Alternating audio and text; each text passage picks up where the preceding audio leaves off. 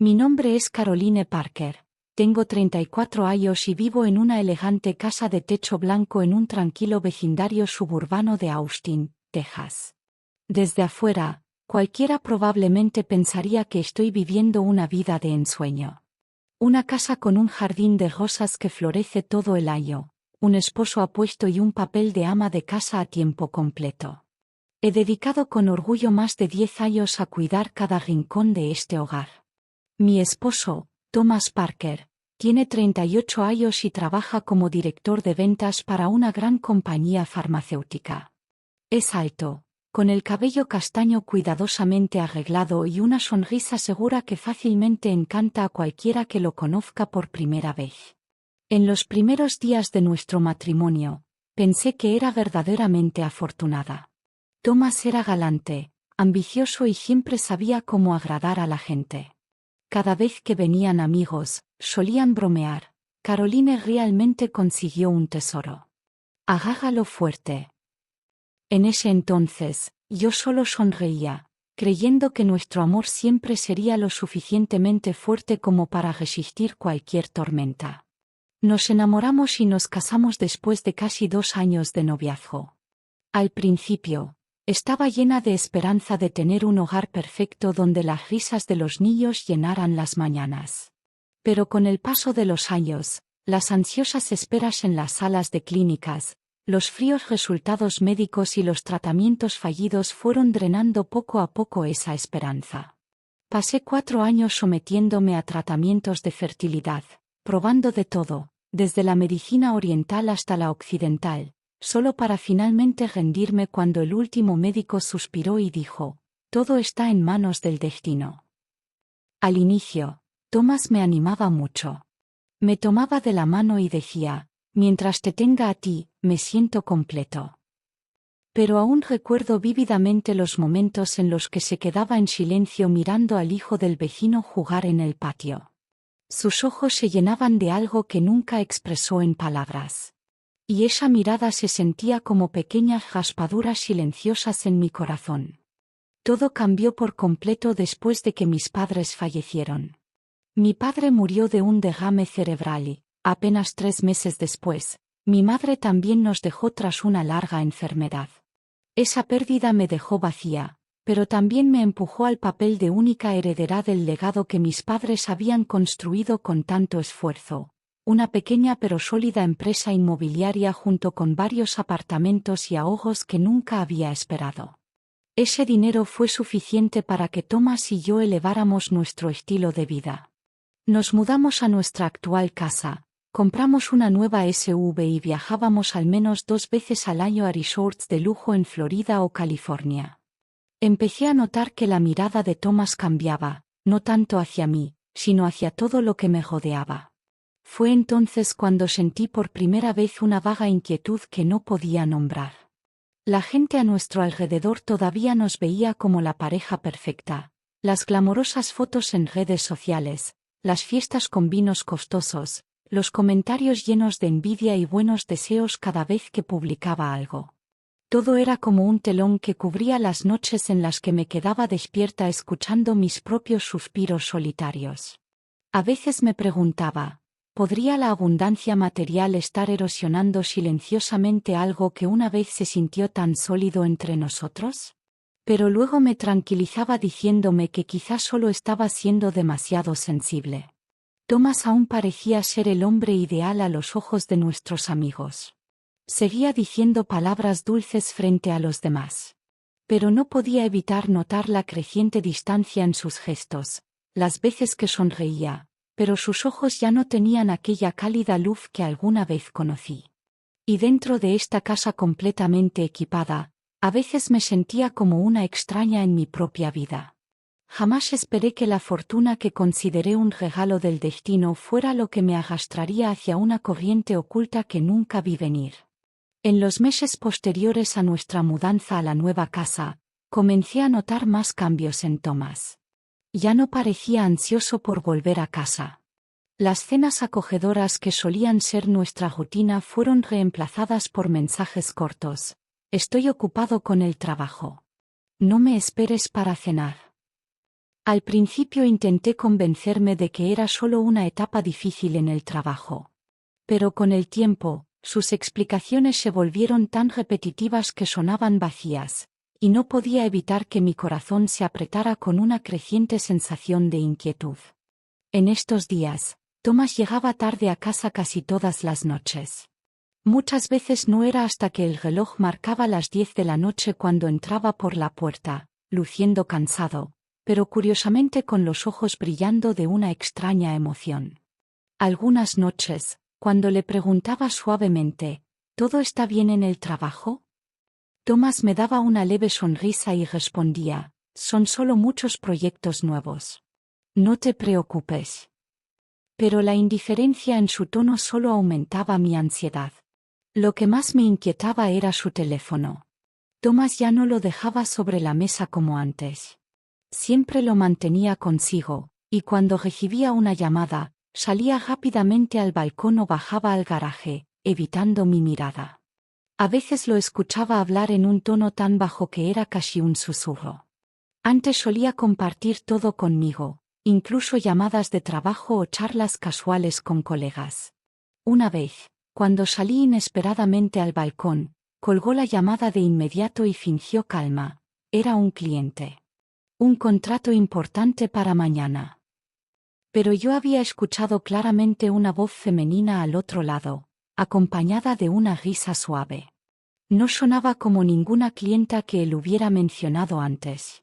Thomas también dejó de mostrarme sus estados de cuenta de la tarjeta de crédito, como solía hacerlo. Cuando le pedí, ¿puedes dármelos para que pueda controlar nuestros gastos? Él respondió rápidamente, yo mismo me encargo.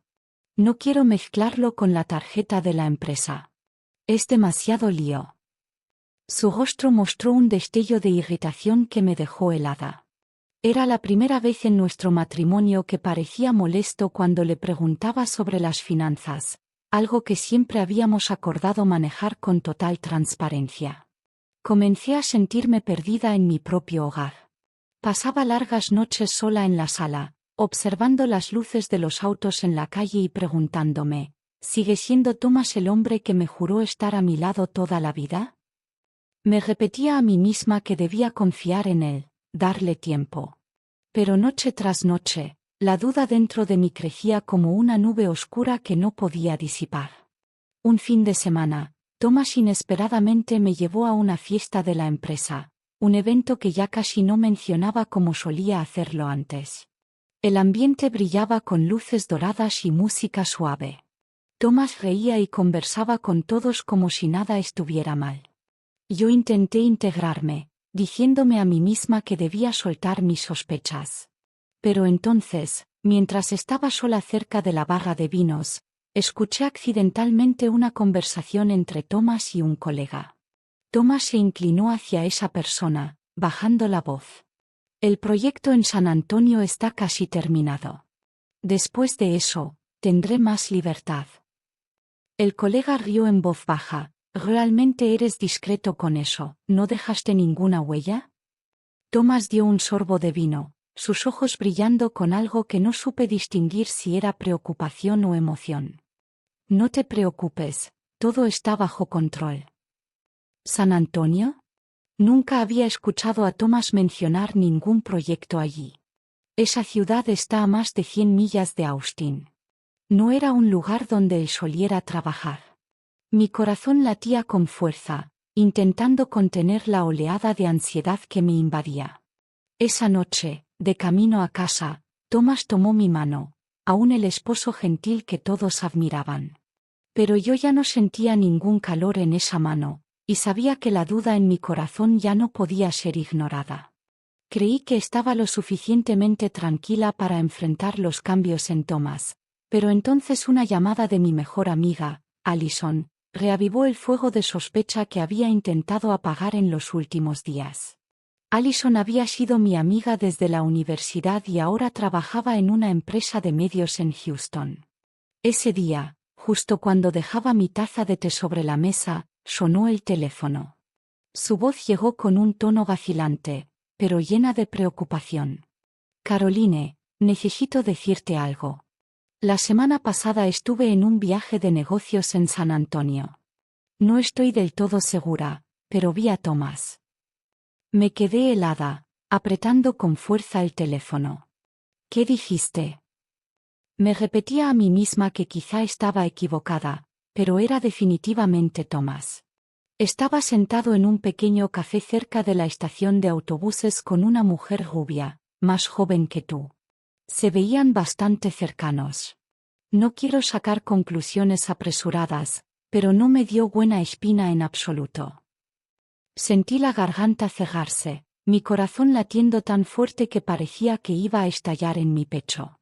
Me obligué a mantener la calma y le agradecí a Allison por contármelo. Esa noche, me senté junto a la ventana, mirando el cielo nocturno en paz, mientras mi corazón hervía.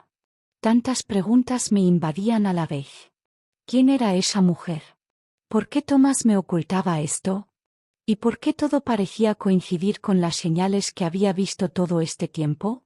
3 días después, Thomas llegó a casa antes de lo habitual. Su rostro brillaba de una manera extraña cuando entró, y antes de que pudiera decir algo, él habló. Creo que necesitamos un tiempo solo para nosotros. Vamos a Nueva Orleans este fin de semana. Ya reservé una habitación en un hotel junto al río. Podemos reavivar lo nuestro. ¿Qué dices? Me sorprendió. Thomas llevaba más de un año usando el trabajo como excusa para evitar momentos privados como este.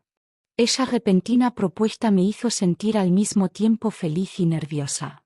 Traté de ocultar mi inquietud con una expresión serena. ¿Lo dices en serio?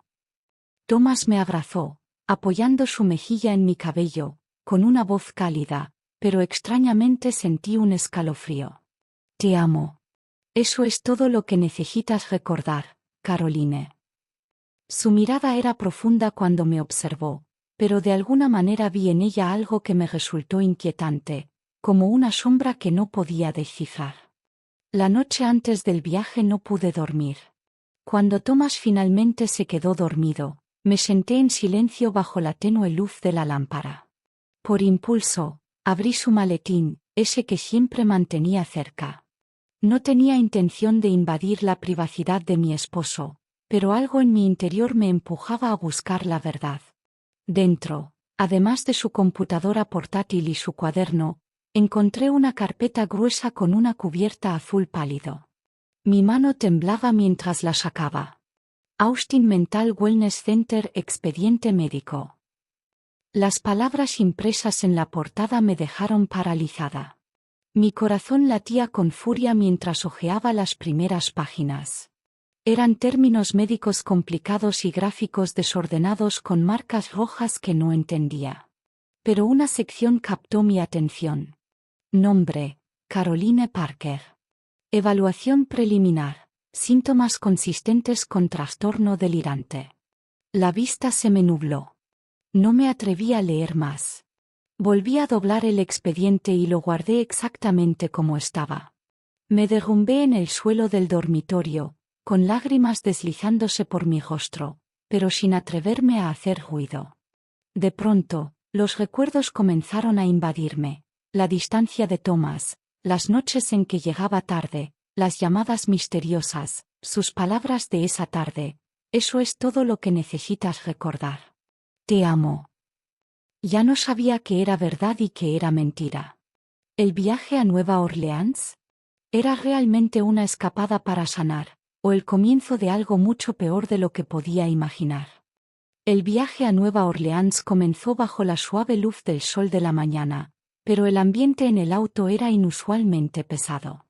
Thomas conducía, con la mirada fija en la carretera, pero incapaz de ocultar su tensión. Miraba constantemente por el retrovisor, tanto que tuve que preguntar: ¿pasa algo? ¿Alguien nos sigue? Thomas soltó una risa forzada, sin voltear hacia mí. No es nada. Supongo que estoy cansado y un poco nervioso. No te preocupes. Pero esa risa ya no me tranquilizaba. Durante el trayecto, atendió varias llamadas, hablando tan en voz baja que apenas podía escucharlo, mientras apretaba el volante hasta que sus nudillos se pusieron blancos. Yo me quedé en silencio a su lado, escuchando mi propio corazón desbocado, que con cada minuto solo hacía crecer mi inquietud. Alrededor del mediodía, nos detuvimos en una vieja gasolinera a la orilla de la carretera, rodeada por la soledad de Luisiana. Un letrero descolorido colgaba con el viento: Bayou Stop Gas. Thomas apagó el motor y me miró. ¿Quieres entrar a comprar agua o algo? Yo llenaré el tanque y luego seguimos. Asentí y bajé del auto, mientras él iba hacia la bomba de gasolina. Un joven de piel bronceada con un uniforme azul gastado se acercó. Su placa decía Ethan. Comenzó a llenar el tanque, pero me lanzó una mirada sutil a través de la ventana. Thomas tenía la espalda vuelta, revisando la parte trasera del auto. Ethan se acercó al vidrio del lado del pasajero, fingiendo limpiarlo, y deslizó rápidamente un pequeño papel doblado por la rendija. Me quedé inmóvil.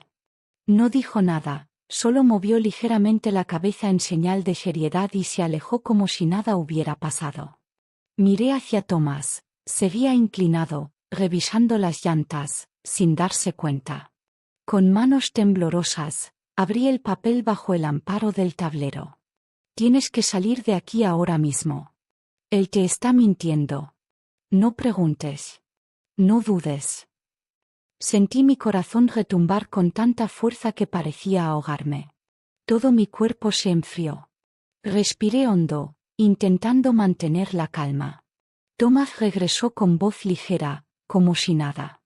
Anda, entra y compra algo de beber. Yo termino aquí y luego me uno. Apreté el papel en mi mano y caminé rápidamente hacia la tienda de conveniencia. Mi mente era un caos. ¿Quién era Ethan? ¿Por qué me mandaba ese mensaje? ¿Se habría equivocado de persona? ¿O realmente yo estaba en peligro? Dentro de la tienda fingí escoger unas botellas de agua, mientras buscaba a Ethan con la mirada. Al final del pasillo que conducía a la parte trasera, él estaba ahí, mirándome con ojos que decían: sígueme. Dudé un segundo, pero finalmente decidí hacerlo. Detrás del edificio, junto a una fila de contenedores de basura y un viejo generador, Ethan me miró directo a los ojos, con la voz baja pero clara. Perdona por asustarte, pero no podía quedarme de brazos cruzados. Hace 3 semanas vi a tu esposo aquí. Estaba con una mujer rubia. Eran muy cercanos. No pensaba entrometerme, pero entonces los escuché hablar. El suelo pareció tambalearse bajo mis pies. Mi voz salió apenas audible. ¿De qué hablaban? Ethan tragó saliva, mirando con cautela hacia el frente. Él la llamó su verdadera esposa. Cuando ella le preguntó qué pasaría contigo, tu esposo dijo: este viaje se encargará de eso. Después, todo será nuestro. Lo escuché claramente, pero no lo podía creer.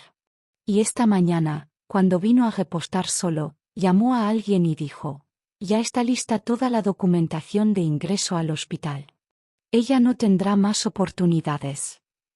Sentí que mis manos temblaban tanto que tuve que agarrar el dobladillo de mi blusa para detenerlas. Ethan continuó, con los ojos firmes. No sé qué están planeando, pero definitivamente no es nada bueno. No vuelvas al coche. Si quieres, te llevo a la estación de policía más cercana. Ellos te ayudarán. Se escucharon pasos al frente. La voz de Thomas sonó más fuerte de lo habitual. Caroline, ¿dónde estás? Ethan bajó aún más la voz, suplicando. Tienes que decidir ahora mismo. Si vuelves, no tendrás otra oportunidad. Respiré hondo, mirando a esos ojos sinceros. Todos esos años de amor, todos esos recuerdos, ahora se sentían como una fotografía rota imposible de recomponer. Asentí, susurrando apenas. Ayúdame a salir de aquí. La voz de Thomas volvió a resonar, ya sin la dulzura que alguna vez conocí. Contuve la respiración, con el corazón latiendo como si fuera a estallar. En mi mente todo encajaba: Las llamadas misteriosas, el extraño expediente médico, el viaje calculado. Ya no era sospecha. Era la verdad. Corrí tras Ethan, rodeando la salida lateral de la gasolinera. Su vieja camioneta azul estaba esperando.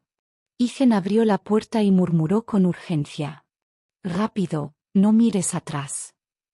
Subí de un salto, escuchando los pasos de Thomas detrás de nosotros. Cuando el motor rugió y levantó polvo, lo vi por el retrovisor. Thomas corría hacia afuera, con el rostro desbordado de furia y pánico. Ya no tenía la expresión de un esposo buscando a su esposa, sino la de un hombre viendo cómo su plan se desmoronaba. La camioneta se alejó, dejando a Thomas atrás. Yo temblaba en el asiento, mientras Ethan me miraba de reojo, con voz firme. La estación de policía está a unas 30 millas de aquí. Aguanta, ya estás a salvo. Solo pude asentir levemente, con lágrimas corriendo en silencio por mi rostro. Cuando llegamos a la estación de policía del pequeño pueblo de Bayou Grove, una oficial llamada Kelly me recibió. Le conté todo, la nota de advertencia, el expediente médico y el extraño comportamiento de Thomas. Kelly escuchó con atención y luego habló con suavidad. En este momento no podemos arrestarlo solo por sospechas, pero levantaremos un informe de inmediato. Le aconsejo que solicite una orden de protección de emergencia y que considere contratar a un abogado o a un investigador privado para reunir más pruebas. Ethan me llevó a la casa de una amiga suya, una mujer mayor llamada Doris, que vivía cerca. Doris me recibió con un cálido abrazo que no esperaba de una desconocida. Esa misma tarde llamé a Allison y le conté todo. Ella me puso en contacto de inmediato con un investigador privado en quien confiaba, Nathan Brooks, especialista en casos de fraude conyugal. Al día siguiente, me reuní con Nathan en una pequeña cafetería en Baton Rouge. Era un hombre de mediana edad, con mirada aguda pero voz tranquila. Empezaré investigando los antecedentes de Thomas Parker. Sospecho que hay algo extraño en su identidad y en su vida. 3 días después, Nathan me llamó con tono grave. Caroline, necesito verte de inmediato. He descubierto la verdad. En su oficina, me entregó un grueso expediente. En la primera página había una foto de Thomas, de pie junto a una mujer rubia y 2 niños gemelos de unos 8 años, frente a una casa en Jackson, Mississippi. Nathan señaló la imagen. El verdadero nombre de tu esposo es Thomas Green. Ha tenido otra familia en Jackson durante los últimos 10 años. Esa mujer es Amanda Green, su esposa legal en Mississippi. Los 2 niños son suyos. Me quedé atónita. 10 años. Eso significaba que cuando él y yo apenas éramos recién casados, ya tenía otra familia. Nathan continuó, con voz grave. Ellos han estado planeando apoderarse de tus bienes. Obtuve una orden para acceder a los registros de llamadas de Thomas. En las grabaciones, hablaba con un hombre llamado Samuel, un psiquiatra, sobre crear un expediente falso para ti, con la intención de internarte bajo un diagnóstico inventado y así controlar tu patrimonio. Me mostró los estados de cuenta bancarios de Thomas, donde aparecían pagos a nombre del Dr. Samuel con la nota, honorarios por preparación de expediente. Mis manos temblaban al sostener esos papeles. Todo estaba más claro que nunca. El hombre a quien había amado y confiado durante tantos años en realidad era un estafador, que utilizaba mi confianza para intentar arrebatarme todo. Nathan puso su mano con firmeza sobre la mesa, con una mirada llena de determinación. Ahora es cuando necesitas una buena abogada. Puedo recomendarte a alguien. Trabajaremos juntos para protegerte y llevarlo ante la justicia. Inspiré profundamente, con el corazón herido pero llena de una nueva determinación. Aunque mi pasado hubiera estado construido sobre mentiras, no permitiría que destruyera el resto de mi vida. Después de la reunión con Nathan Brooks, supe que no podía retrasar ni un solo día. Con toda la fuerza que me quedaba, tomé el teléfono y llamé a Allison, pidiéndole que me pusiera en contacto con una abogada lo suficientemente fuerte como para ayudarme a enfrentar esta dura batalla legal. Sin dudarlo, Allison me presentó a Sarah Bittman, una reconocida abogada en Baton Rouge, que había ganado muchos casos relacionados con fraude conyugal y robo de bienes. Esa misma tarde me reuní con Sarah en su oficina, un espacio sencillo, pero lleno de determinación reflejada en los voluminosos expedientes apilados sobre su escritorio. Sarah me escuchó atentamente, y sus ojos brillaron con firmeza mientras hablaba. Caroline, este expediente es suficiente para acusar a Thomas de bigamia y fraude.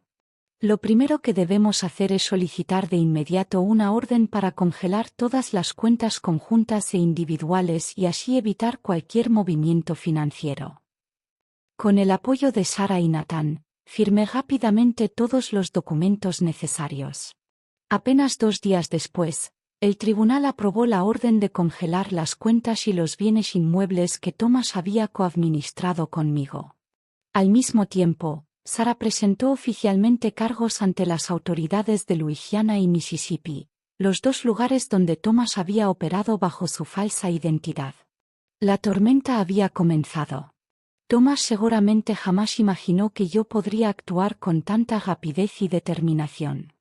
3 días más tarde, la policía que trabajaba en ambos estados allanó y arrestó a Thomas en un apartamento de alquiler cerca de la frontera con Texas, donde se había escondido al darse cuenta de que su plan se había derrumbado. Amanda Green, su verdadera esposa, también fue detenida para ser investigada por cargos de complicidad. Todavía recuerdo claramente el momento en que entré por primera vez en la sala del tribunal. Mi corazón latía con fuerza en el pecho al ver a Thomas escoltado con esposas, luciendo nada parecido al hombre confiado y elegante que alguna vez estuvo a mi lado. Su rostro mostraba pura amargura al verme sentada allí. Ya no era la esposa confiada y amorosa, sino la demandante dispuesta a alzarse y exigir justicia. El caso rápidamente atrajo la atención de la prensa local. Los reporteros se alineaban frente al tribunal, con destellos de cámaras cada vez que aparecía junto a Sarah. Pero ya no sentía miedo. Lo único en mi mente era terminar con esa pesadilla de una vez por todas. Durante el juicio, que duró más de 3 meses, las pruebas que Nathan y Sarah habían reunido no dejaron a Thomas forma de negar sus crímenes. Grabaciones de sus llamadas sospechosas, estados de cuenta bancarios que mostraban sobornos al psiquiatra, los expedientes médicos falsificados sobre mí, fotos de Thomas con Amanda y el certificado de matrimonio de Jackson.